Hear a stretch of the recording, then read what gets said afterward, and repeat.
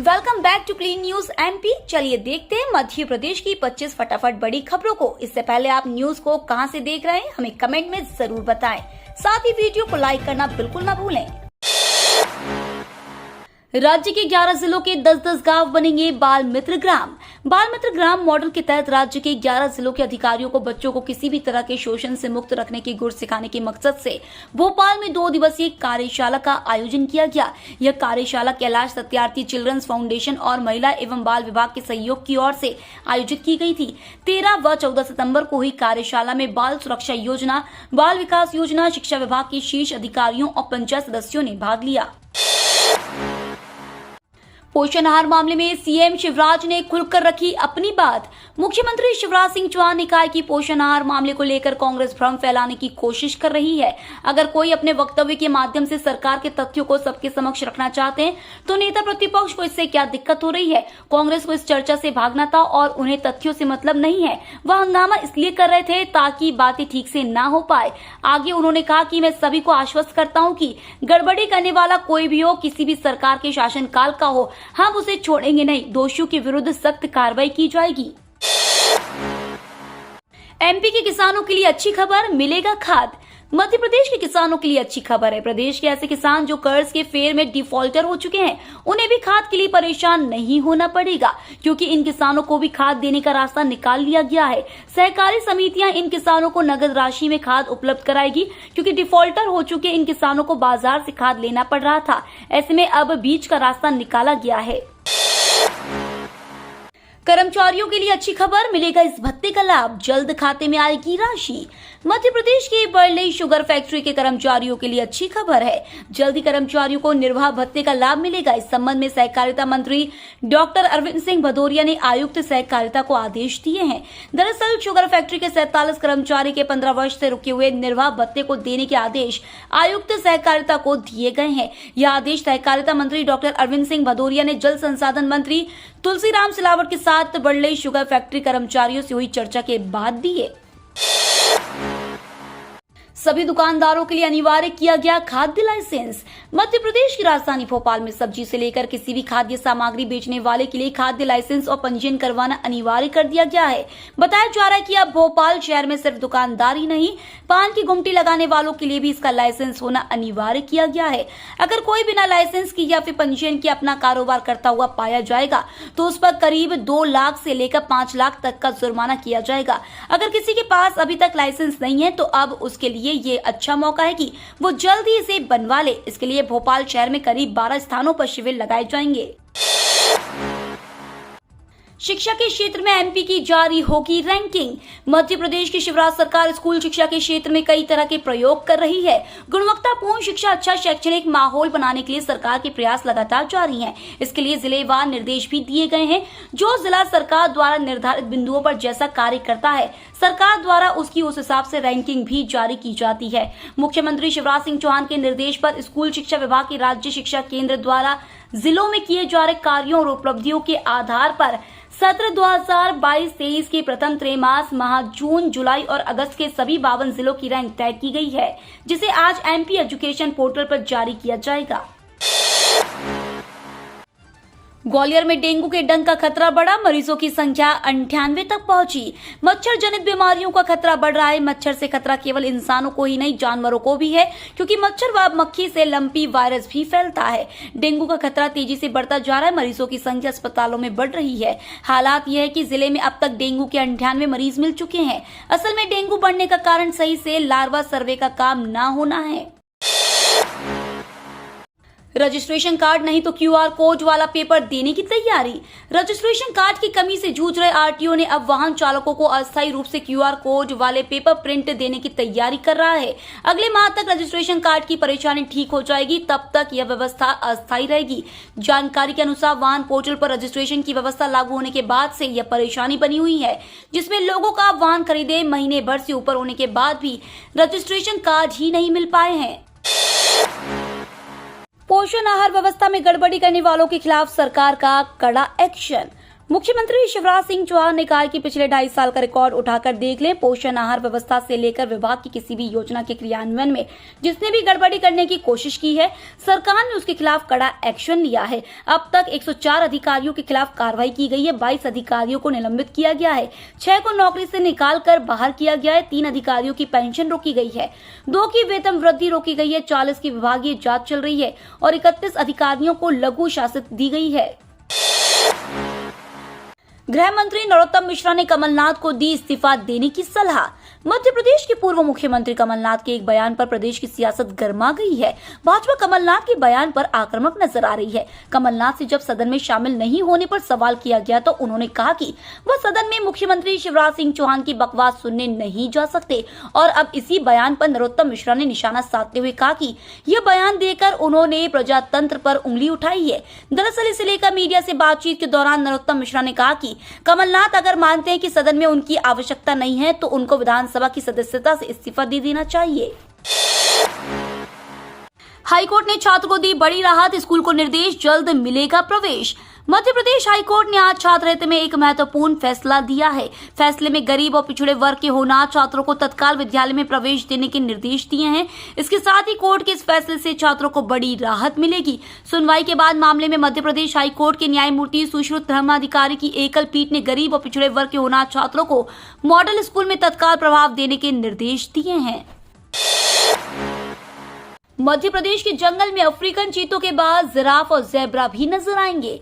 मध्य प्रदेश के जंगलों में अफ्रीकन चीतों के बाद ज़ेब्रा और जिराफ भी नजर आएंगे। वन विभाग ने इसके लिए तैयारी शुरू कर दी है। मध्य प्रदेश के जंगल दुनिया के सबसे अच्छे जंगलों में शामिल है।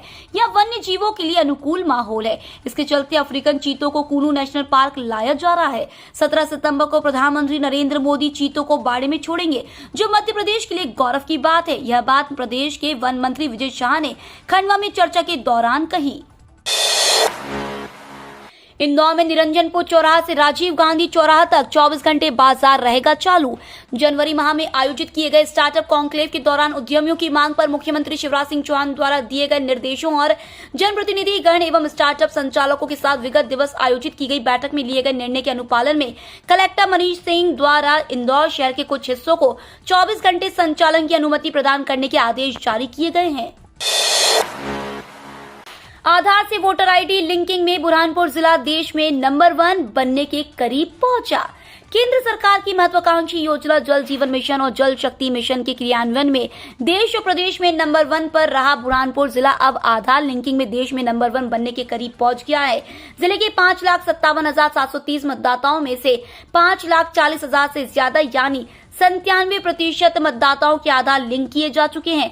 कलेक्टर प्रवीण सिंह का कहना है कि अगले 2 से 3 दिन में अभियान चलाकर शेष 3% मतदाताओं के आधार लिंकिंग का काम पूरा कर लिया जाएगा। एमपी और यूपी में कराए मतांतरण, बिशप पीसी सिंह को मॉडरेटर पद से हटाया गया। एंग्लिकन चर्च ऑफ इंडिया की सचिव मधुलिका जॉयसे ने आरोप लगाया है कि बिशप पीसी सिंह न सिर्फ मध्य प्रदेश बल्कि उत्तर प्रदेश में भी मतांतरण कराता रहा। इस कार्य में तमाम लोग उसके सहयोगी रहे हैं। पत्रकार वार्ता में मधुलिका ने कहा कि एंग्लिकन चर्च के नाम पर कुछ लोग स्वयं को एंग्लिकन का बिशप व मेट्रोपॉलिटन बताकर चर्च की संपत्ति पर जबरन कब्जा कर रहे हैं। सोने पर ई-वे बिल पोर्टल पर विकल्प खुला, प्रदेश में लागू नहीं। सोने के परिवहन पर जीएसटी कर कानून के तहत ई-वे बिल लागू करने का विकल्प जीएसटी के पोर्टल पर ऑनलाइन कर दिया गया। इसी के साथ बाजार और कर विशेषज्ञों के बीच चर्चा शुरू हो गई कि सोने पर ई-वे बिल लागू कर दिया गया है। वाणिज्य कर विभाग ने साफ कर दिया है कि शासन की ओर से मध्य प्रदेश में सोने के परिवहन को लेकर किसी तरह के ई-वे बिल को अनिवार्य नहीं किया गया है। भर जाएगी केंद्रीय कर्मियों की जेब। केंद्र सरकार के कर्मियों पेंशनरों को 1 जुलाई से महंगाई भत्ता डीए व महंगाई राहत डीआर मिलने की राह प्रशस्त हो गई है। केंद्रीय कैबिनेट की बैठक के एजेंडे वाली टेबल पर डीए डीआर की फाइल पहुंच गई है। सूत्रों के मुताबिक अब उस फाइल पर कैबिनेट की मुहर लगना बाकी है। इससे पहले भी जब कभी वह फाइल टेबल पर पहुंची है, डीए डीआर की घोषणा हुई है। इस बार डीए डीआर में 4 से 5% की वृद्धि हो सकती है। ग्वालियर में अब लंपी वायरस से निपटने गौवंश का होगा वैक्सीनेशन। गौवंश में तेजी से फैल रहा लंपी वायरस की रोकथाम के लिए जल्द ही वैक्सीनेशन शुरू होगा। इसके लिए पशु रोगी कल्याण समिति के माध्यम से जिला स्तर पर बोर्ड फोकस वैक्सीन खरीदी जा रही है। लंपी वायरस से ग्रस्त गौवंश मिलने पर 5 किलोमीटर के दायरे में रहने वाले सभी गौवंश को बोर्ड फोकस का टीका लगाया जाएगा, जिससे लंपी वायरस को फैलने से रोका जा सके। अभी ग्वालियर, भिंड, मुरैना और शेरपुर में कुछ गौवंश में लंपी वायरस के लक्षण देखे गए हैं, जिसका पता लगाने के लिए भोपाल लैब में सैंपल भेजे गए हैं। पशु चिकित्सकों का कहना है कि लंपी वायरस के लक्षण जिन गौवंश में मिले उसे तुरंत आइसोलेट किया जाए। पाकिस्तान की मदद करेगा अमेरिका। रक्षा मंत्री राजनाथ सिंह ने समकक्ष से बात कर जताई आपत्ति।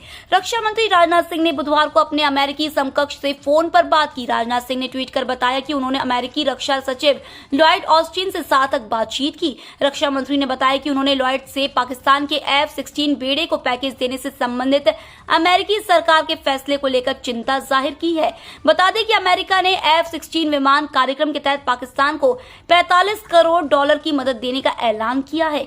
मीडिया रिपोर्ट्स के मुताबिक भारत अमेरिका के इस फैसले पर पहले भी आपत्ति जता चुका है, लेकिन अमेरिका ने अपने इस कदम को जायज ठहराया था।